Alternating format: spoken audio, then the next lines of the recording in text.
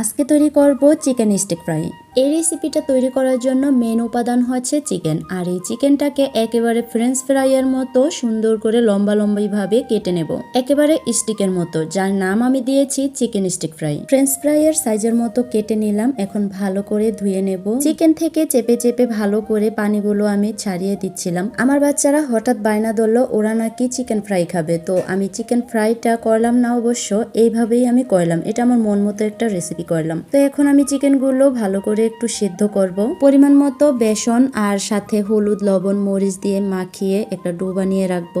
আদা রসুন বাটা হলুদ লবণ দিয়ে সিদ্ধ করে নিলাম। এই তো দেখেন কত সুন্দর করে সিদ্ধ হয়ে গেছে। ময়দা গোলমরিচ গুঁড়া এলাচ গুঁড়া দিয়ে পরিমাণ মতো লবণ দিয়ে মাখিয়ে নিব। ময়দাতে মাখানো স্টিক গুলো একে একে আমি বেসনের মধ্যে চুবিয়ে তারপরে তেলে ভেজে নিব। এই চিকেন স্টিক ফ্রাই গুলো যে এত মজা হয়েছে যা বলার বাহিরে। আপনারাও কিন্তু এই ভিডিওটা দেখে তৈরি করে খেয়ে দেখবেন, আসলেই খুব মজা। সন্ধ্যার স্ন্যাক্স হিসেবে খাবারটা খুব পারফেক্ট। অল্প আঁচে আমি আস্তে আস্তে এই স্টিক গুলো ভেজে নিচ্ছিলাম। দারুণ মজার এই স্টিক।